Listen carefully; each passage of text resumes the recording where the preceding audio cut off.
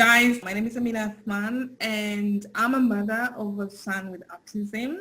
Yes. Today we have Ryan Judd. Ryan is a music therapist. He works with children, special needs kids, mostly kids on the spectrum, right?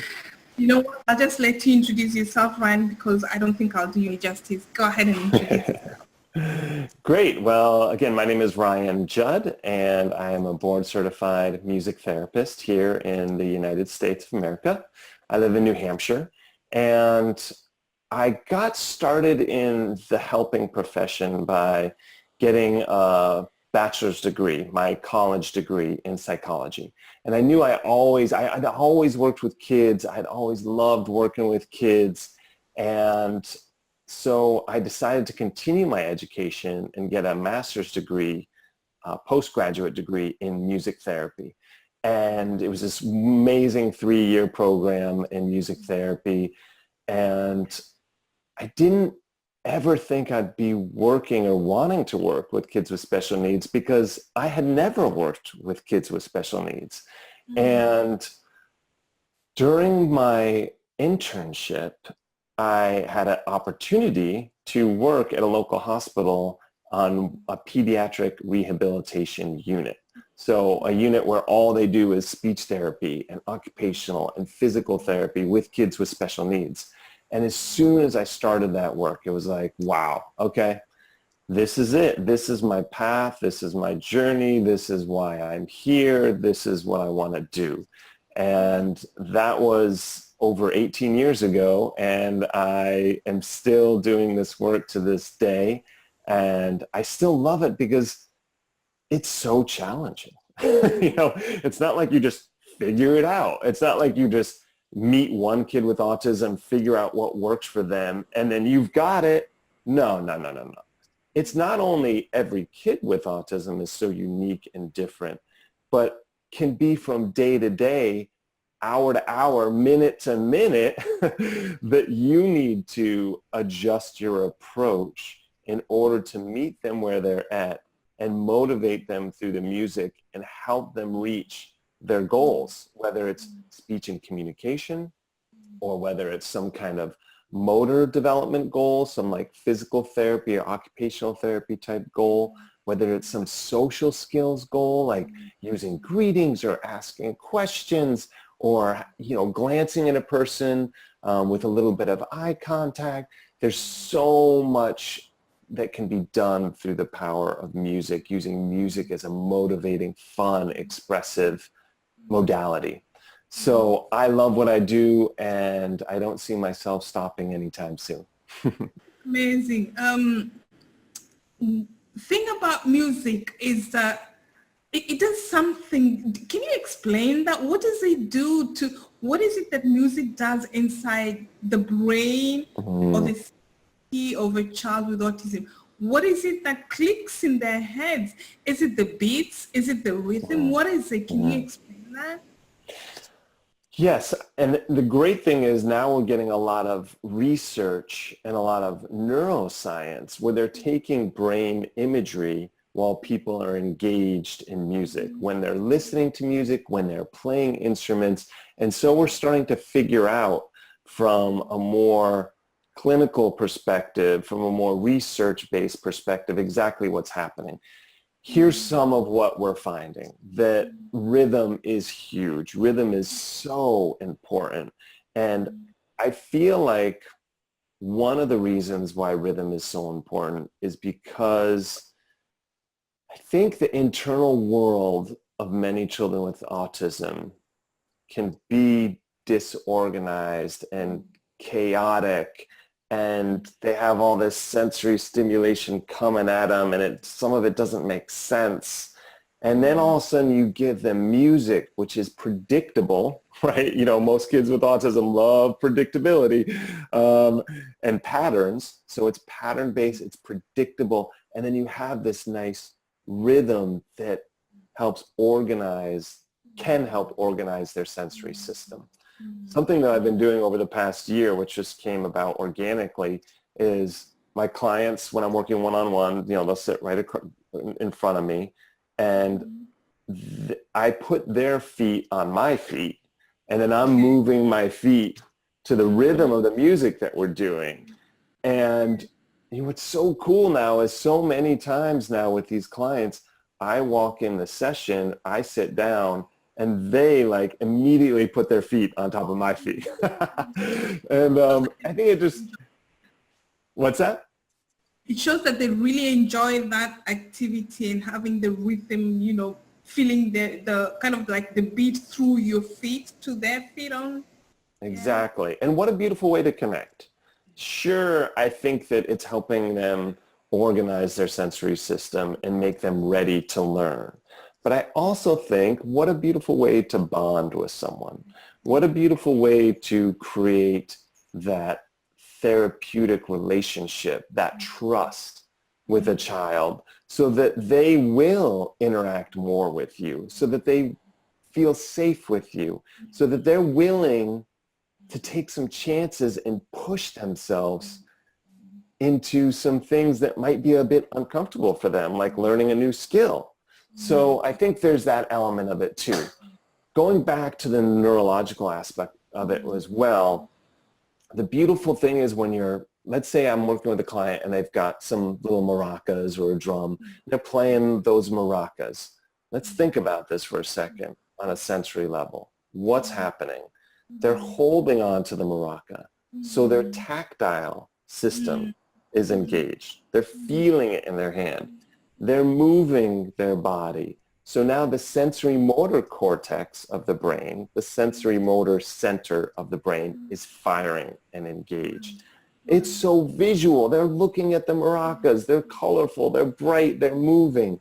The visual cortex, the visual center of the brain is engaged. And of course, the auditory center, the auditory cortex is engaged. So the beautiful thing about music is when a child's engaged in music, it's not just one side of the brain or the other, just this one little section. There's multiple regions firing simultaneously. It's very unique and very special.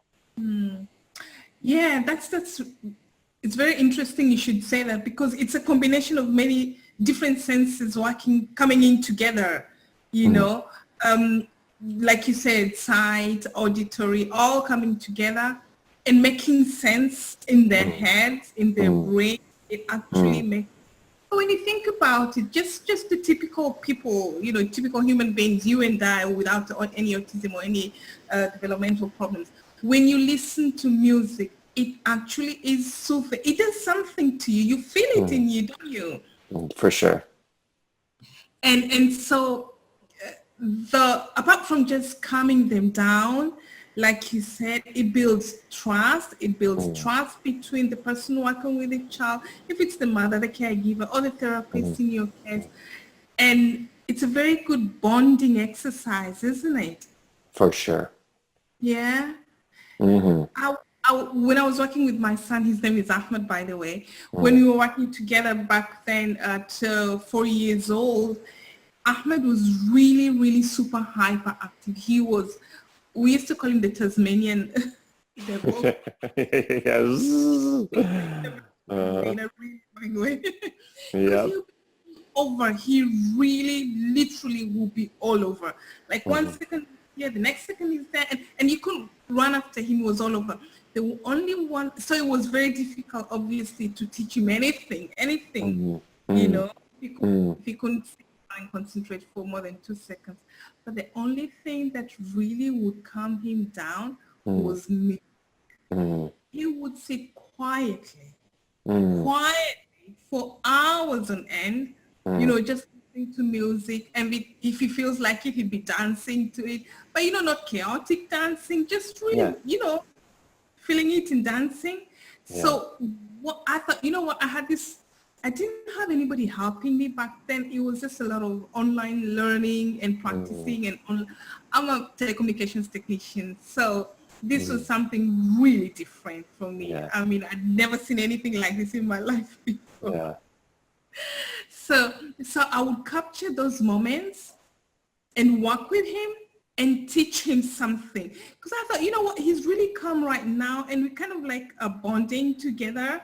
I can see the word or an activity like jump, sing, dance, and that slowly he started picking language like that, and Nice. smile, Yeah. and talk, and move, and stuff like that. What's your experience in this area? Well, definitely. It's funny that you said the whole thing about the attention, because I feel like that's another wonderful thing about the music is it really can grab a child's attention and help them engage and stay focused. And I just had a mom last week. I just started with this girl. She's about 15 years old and with autism. And we have hour-long sessions, one-on-one hour-long sessions. And after the last session, her mom, she was like sitting right outside the door, just listening to the whole thing. And she was like, I cannot believe that she stayed with you and seated for that whole hour. Now, obviously, I'm not like a big proponent of like, they have to stay in their seat for an hour. I mix things up, especially if I have a child who's a mover and shaker like Ahmed. I would do lots of movement activities in between seated activities, to kind of balance it out. Okay, let's do a seated activity. Let's try to focus on this skill. Okay, let's do some movement, but, do some sudden freezes and have them have to sign more or say more or I want more or go or 1, 2, 3, go, to use the motivating factor of the music to help them learn some of that communication and that speech.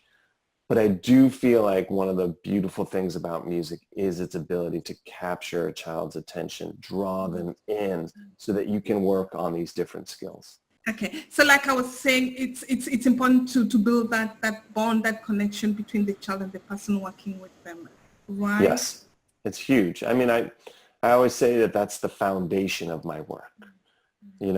I feel like when I'm starting with a child, especially for the first time, I'm not going to just jump in there and, okay, let's work on these speech and communication goals. Let's work on these social skill goals. Let's work on this motor development. No, I'm going to bond with that child and develop that trust and that safety and that relationship so that then we can work on those things with that foundation of the trust. And the wonderful thing is sometimes I think, okay, it could take like 2 or 3 sessions of not pushing too hard and really just focusing on the relationship. But usually it really only takes sometimes even 15 or 20 minutes of music where I'm reflecting where they're at and I'm not pushing them too hard. And it's more about sharing in the joy of music at that moment rather than focusing on a specific goal. The goal is in that moment to have fun, enjoy each other's company, and develop the bond. So when you get fresh clients, let's say you just started out with a new client, do you, obviously, like you said, you go first through the process of bonding and first having fun, getting to relax and getting to know each other, so to speak.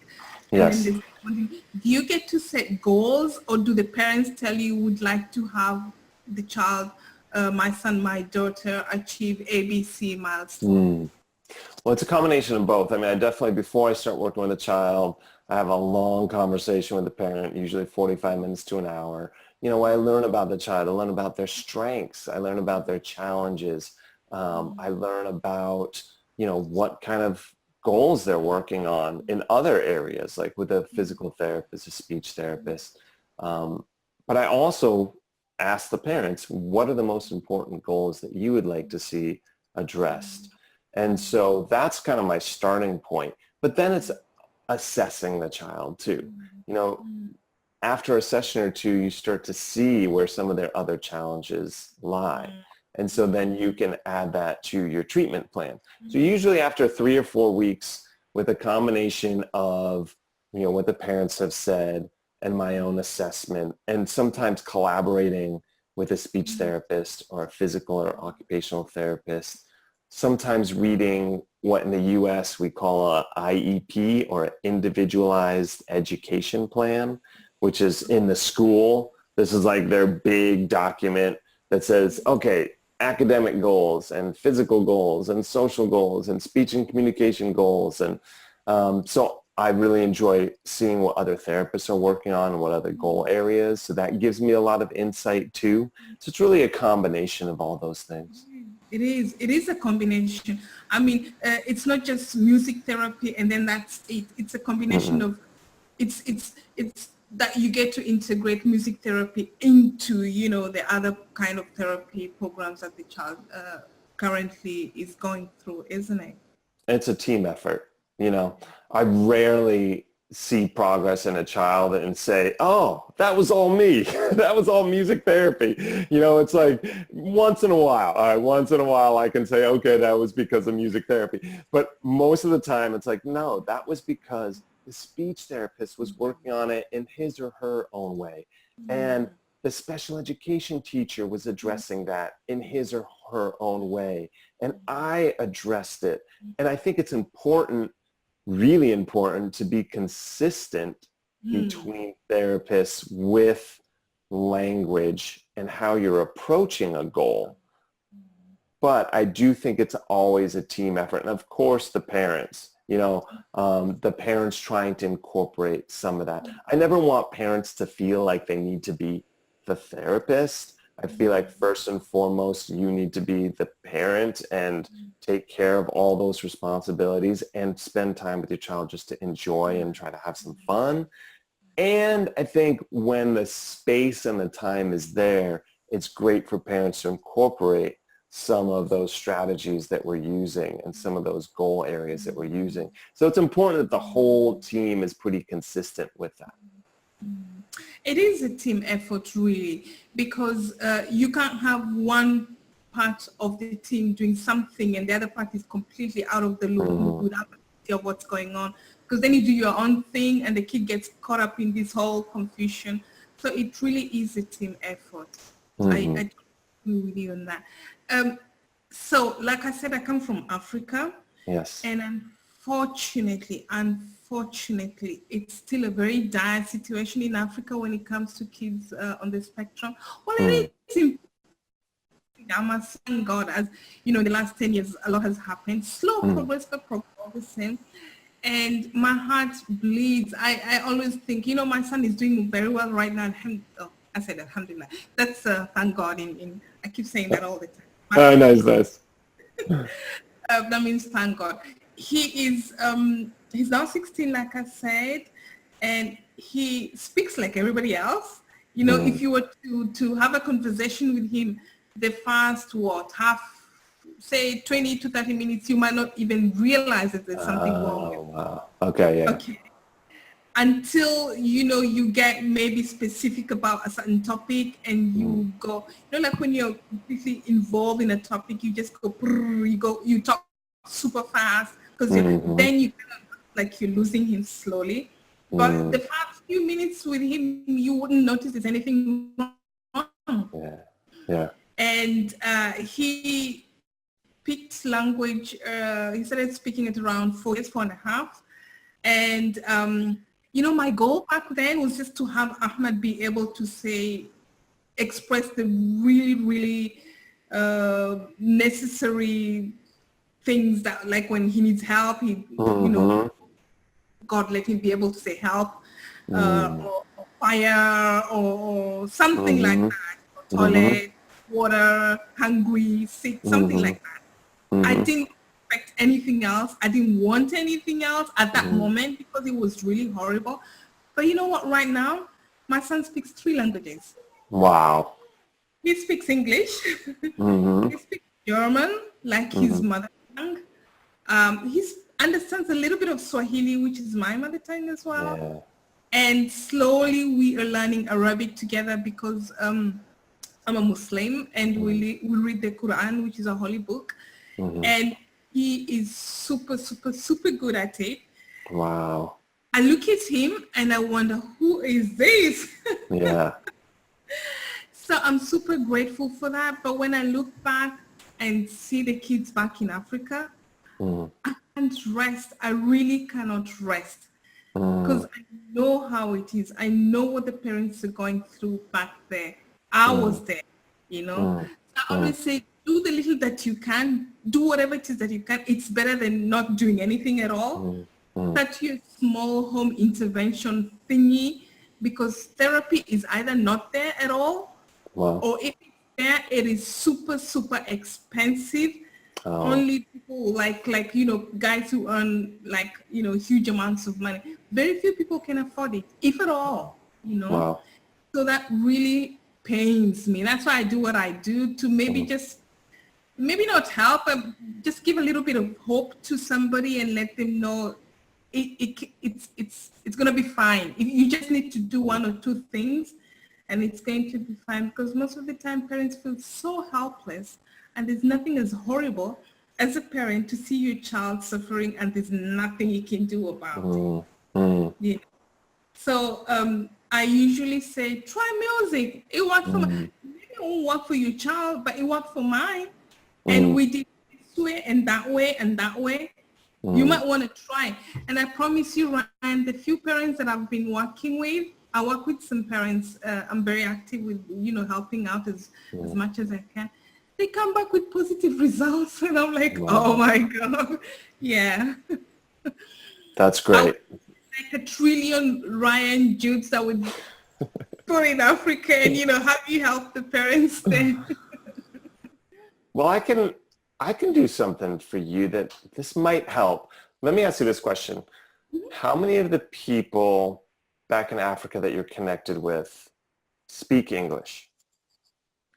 Oh, we all speak English back home. Okay, Yeah. awesome. So, um, do you know about that DVD and CD and songbook that I put together? Yeah, we Oh, change. okay, cool.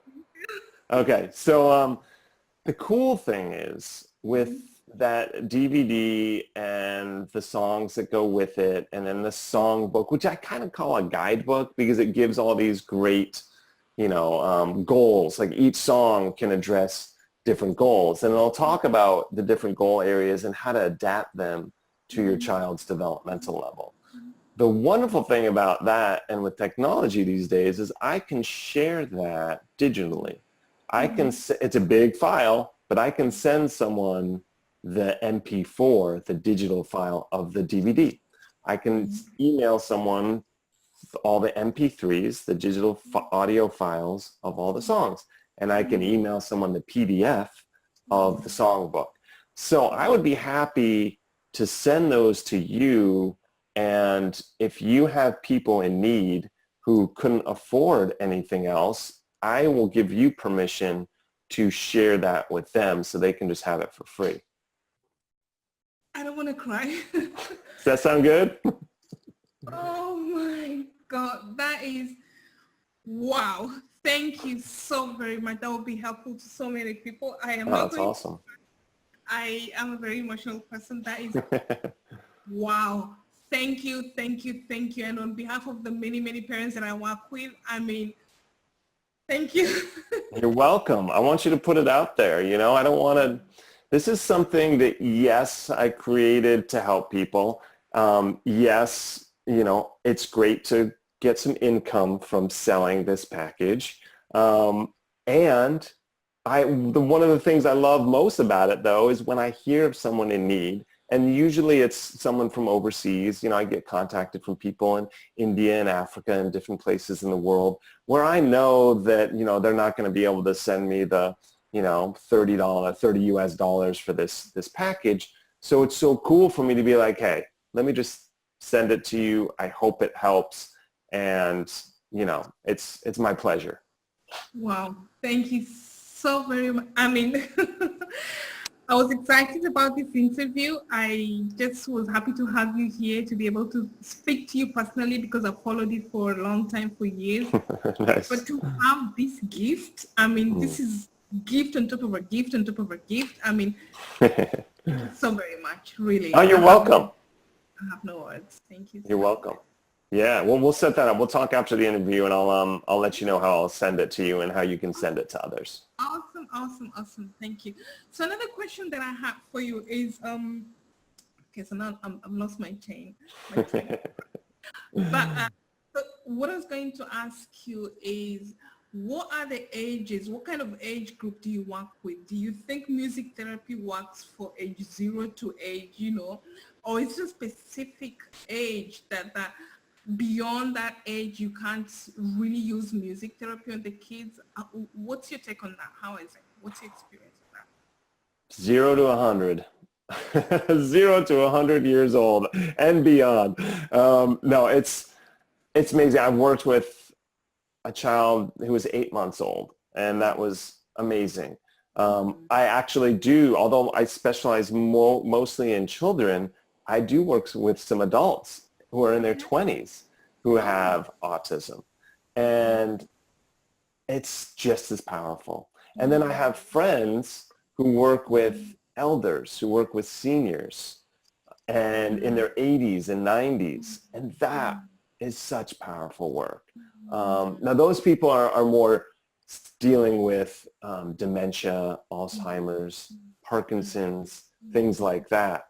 But there's no age limit. I do feel like working with adults, I change my approach, I change the music, I try to make it age appropriate. I mean, hey, if there's a 20-year-old that I'm working with that is so fired up about a kid song and still loves a kid song, I'm going to use it. You know, I'm going to use it if that's going to pull some language out of them, motivate them, help calm them, whatever it may be.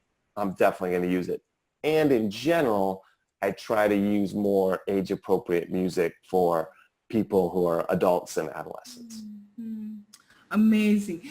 And your work with music therapy is, I take it, is not just restricted to kids who kind of show the promise of learning language. I think it's for all kids with that promise of language and kids who are really nonverbal. Am I right? Oh, definitely. It's really the whole spectrum. I was working with a middle school student, so he's about 13 years old yesterday, and he's very, very high functioning. Yet he struggles. He struggles with a lot of social skills. So we're having a very, intellectual conversation about social skills. But then we're also writing this really cool song about how to start a conversation and what kind of questions you can ask and how you can connect with someone who might have very different interests, how you can create a bridge between you and someone else who might be quite different from you. And we're putting it in this cool program called GarageBand where you can add drums and guitar and you just create this really awesome sounding song. It's such a fun process. So that's some of like the higher functioning stuff. So it's just that whole spectrum. I feel like a lot of times I feel like a chameleon. You know how chameleons, they change color depending on what background they're on? I'm constantly in chameleon mode all day long. I'm changing my approach and my strategies and the music and my energy level depending on who that person is who's sitting in front of me. Well, you have to because autism is such a wide spectrum. And like we said from the very beginning, it's not a one pill fits all kind of, solution. So one child is like this, the other child is like this. And it's not just about language like you clearly explained, it's about different kind of skills. Maybe the child can speak very well, but they have no social skills. So you have to be on this chameleon mode that you just explained. Yes, definitely. What do you say to parents who are pretty skeptic? I mean, sometimes sometimes I'm talking to a parent and like I said, I do parent coaching, so autism parent coaching. So I'm talking to a parent about implementing music. I'm suggesting try to do this. They're like, music? How is that gonna help? I mean, I need my child to do this, and this is what I want, and I want, What do you say to parents who are so skeptic about implementing music therapy into their program? I think it's just that they don't understand a concrete way of addressing that issue. Like they think, oh, how am I going to help my child ask for help through music? And you're like, oh my gosh, here's some great ideas. You could write a song about asking for help when you need help. You could do a fun little thing where you're playing with an instrument and it's kind of tricky to play and they have to ask you for help. There's so many things that you can do to help a child work on that skill. So I think it's just giving people some good ideas of how they can use music to address different issues. And then you see the light bulb and you see them say, oh, I never thought of that before. Now I get it. Now I understand how I could use music in that context. Exactly. Exactly. I mean, you can use music for anything. I remember when I was in high school, this is weird, when I was in high school and in my country, we learn so many subjects. We've got so many subjects that you have to study and do exam for. So history was a huge one for me because I like to understand things. I like to understand how things happen.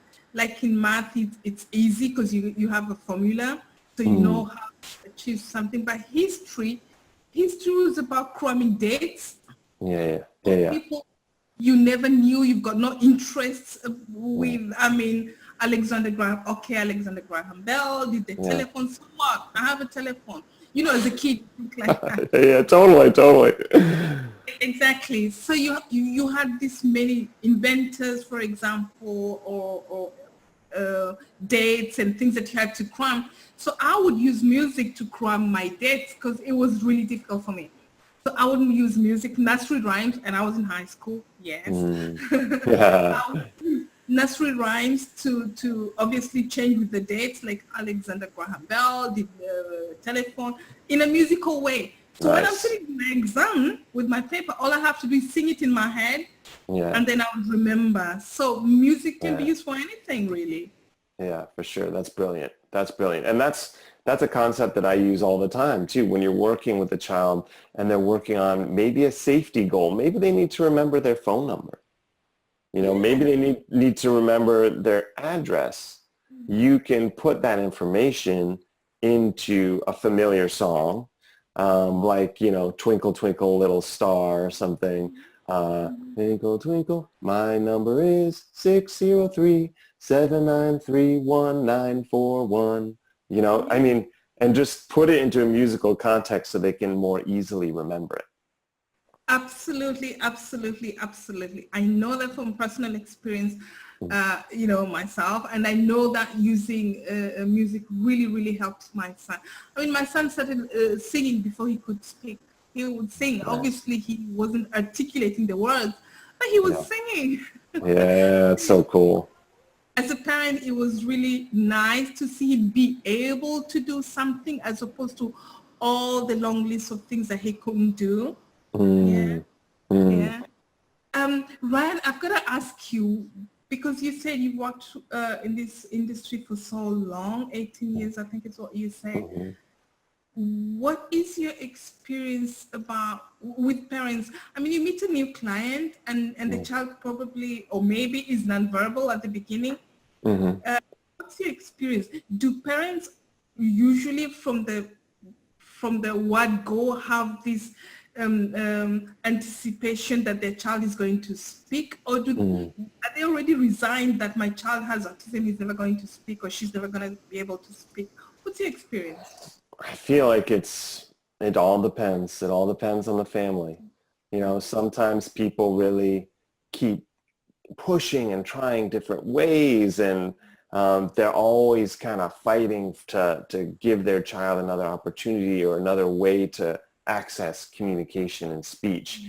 And I feel like some parents have tried so much already and there doesn't seem to be much progress. And so they're kind of more resigned to, okay, this is kind of the plateau. This is as far as we're going to take it. But I feel like in general, most parents are always seeing if they can add something to their child's life, whether it be a therapy or, you know, some cool electronic speech device, maybe if they have an iPad, maybe like a cool app for the iPad with one of those little visual symbols to touch, to communicate, or as simple if they don't have an iPad or that access to that technology, just little symbols, little picture icons of, here's water and here's milk and which one do you want? so I do feel like it's always great to keep trying things, and because you just never know. You never know when you're going to make that connection. I worked with this one boy who was nonverbal. He was, I think when I started with him, he was around 8 or 9 years old.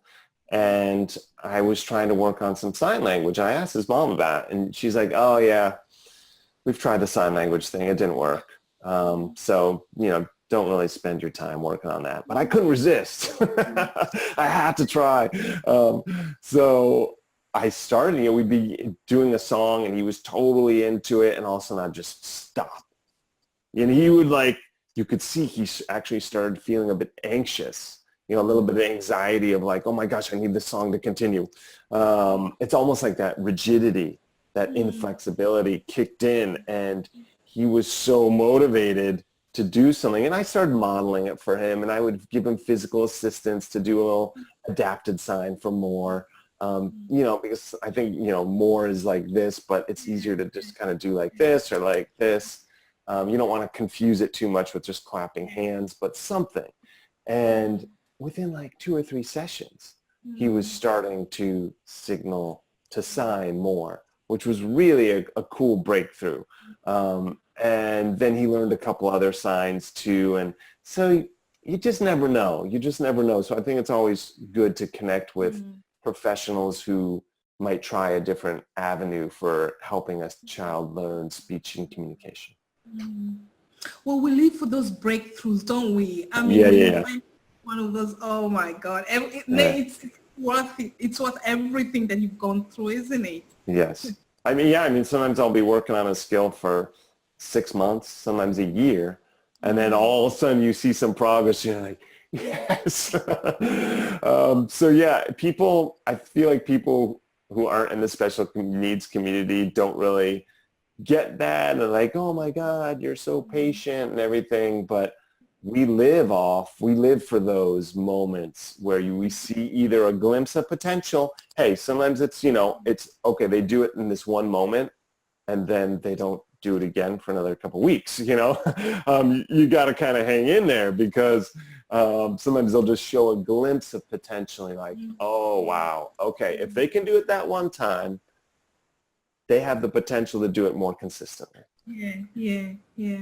Oh my God, Ryan, this is really, really amazing. I mean, I have watched your videos. I started watching you on YouTube, and oh God, who's that guy? He's got so much energy, and and I'll follow you, and I would obviously copy what you're doing and then give advice to some parents that I'm working with.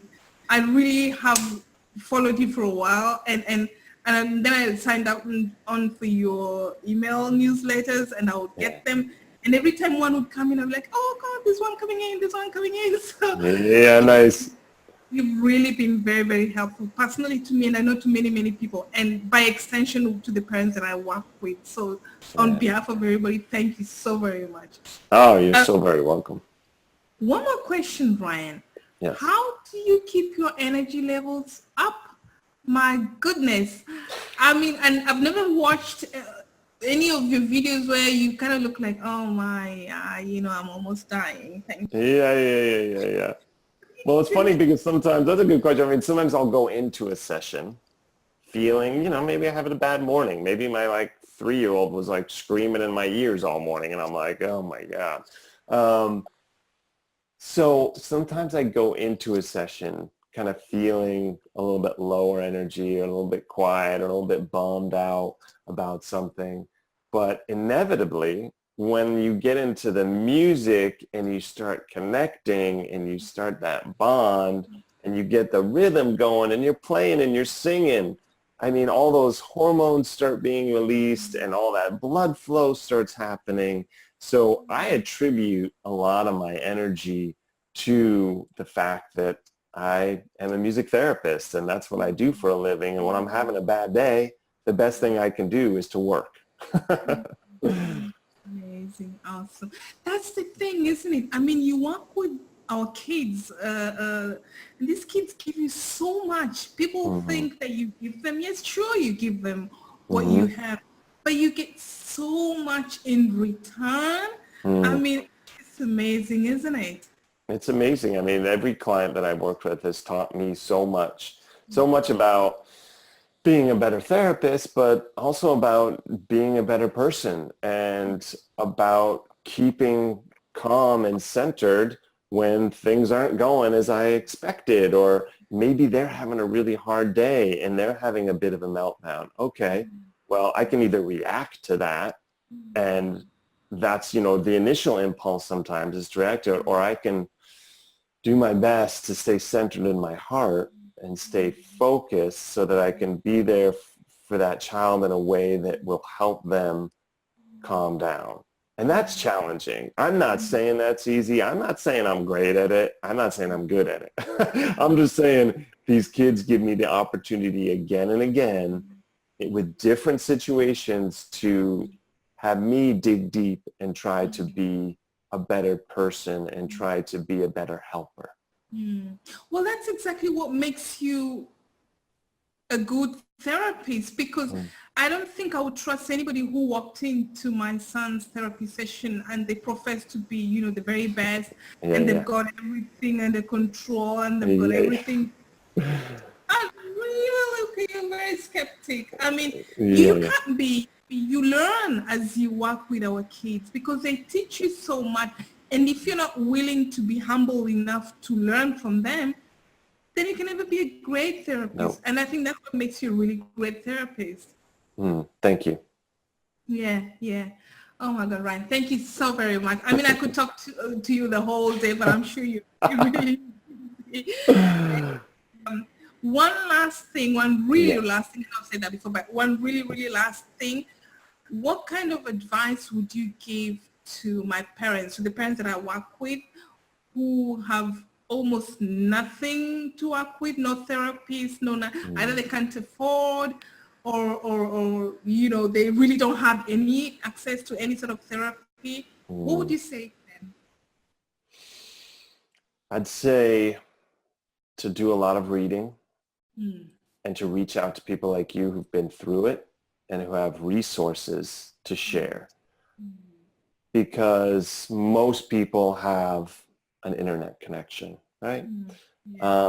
Most people can read, hey, if you can't afford an audio book or you can't afford a Kindle book, you can still go to that person's blog or find interviews with them and try to pick up some ideas that way.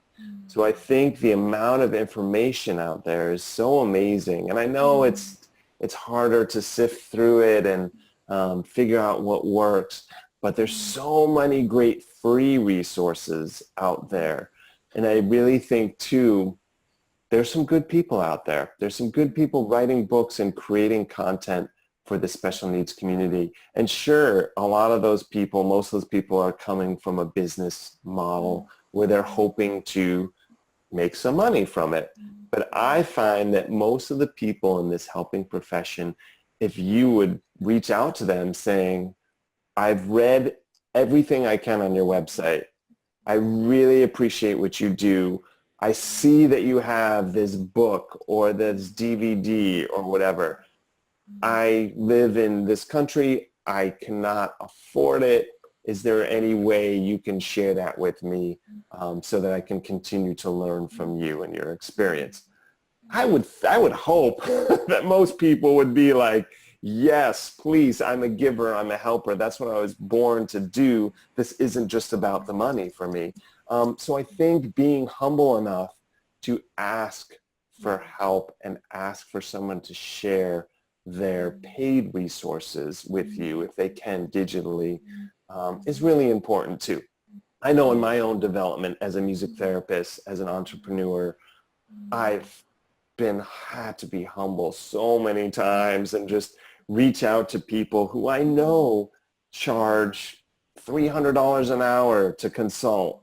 And I'm just like, I can't afford that. Can I please just have 10 minutes of your time? I've read everything about you that I can for free. I really want to take this to the next level. If you have 10 minutes to spare, I would greatly appreciate it. Sometimes it's just about reaching out. I'm sure you've experienced that yourself, yeah? Yes, absolutely, absolutely. Sometimes it's just about reaching out. Just reach out. Most of the time we feel, oh my God, they won't have time. They'll Yeah. say no. Yeah. This will happen. This will happen. But you know what? You won't really know until you actually try. So Totally. You got reach nothing to out. lose. You got nothing to lose. I mean, and sure, there's going to be people who are too busy, too stressed. They might not respond back to you. You might, shoot them one follow-up message and just lay it at peace. But you got to put it out there. You got to put it out there. What's the worst that can happen? What, you don't get a response or they say no? Big deal. Then you just move on to the next one. So yeah, don't let fear and pride stop you from reaching out to others. Absolutely. Thank you so very much, Ryan. You're Thank welcome. you so much. I mean, I can't thank you enough. I've been talking to parents about this person. He's in America and he does this and this and that, and go to YouTube and Google. So this time they really actually get to experience you live, talking with me, having this interview. So thank you so much. Like I said, I'm sure you're a very, very busy person, and giving us almost an hour of your time is really, really amazing. I'm really, really grateful. I really appreciate it. You're so welcome. And I think I have one other cool thing to offer you and the people that you help. I also did this fun video course on how to use music to address social skill development. So it's really tailored just to social skills, whereas, the DVD package is geared towards social skills and speech and communication and motor skill. There's a lot going on there. But this video course I did is just geared towards social skill development. So there's a video link, a private video link, and then there's a cool PDF, little workbook that goes along with it that has all the words to the songs. And the cool thing is I took, at least in the U.S., I'm not sure in other countries if they use the same like kid songs and whatnot, but I took familiar children's songs and I put all this information into those songs. So that's really more easy to remember. You're not like having to make up a song about waving high or saying hi or some skill. You can just lean on this classic kid song and it's just easier to remember and implement. So I'll also give you that private video link and the PDF to share with people who are in need. Does that sound good? Wow. Ooh. It's not my birthday yet. Not yet. Oh my God, that is awesome, super duper awesome. Thank you. I mean, most of the music, the kids' music are international, really. Okay, good. You're welcome. Please put it out there. Really, don't hesitate. I want people in need to have access to this. I want them to have easy access to this. I want them to have this resource that will hopefully help their child, even if it's just one thing that works from it, even if it's just one thing that they take away that helps their child. That's cool. That's great. I'd be happy with that. Oh my God. Thank you so very much. You're welcome. And let's do this again. Like maybe like in, I don't know, 3 or 4 months, if you want to set up another phone call and we can, I don't know, if you want to talk about something specific or something different, or maybe you're getting all these questions of, from the people that you connect with and that you help about music, and you can just start jotting them down and we can do this again. Does that sound good? So I'd love to do it again. Oh my God, that is so awesome. So guys, you heard it from Ryan himself. Anybody with any questions, concerns, anything, just write them, send them to me via email, and we'll pile them together, and we'll try and do another meeting, another call, and I'll you all those questions and what you can help us with. That'd be great. I love it. You really are my hero. You always were my hero. Stop. I'm just a dude. I'm just a guy. I had an amazing time. Thank you so much. You're welcome.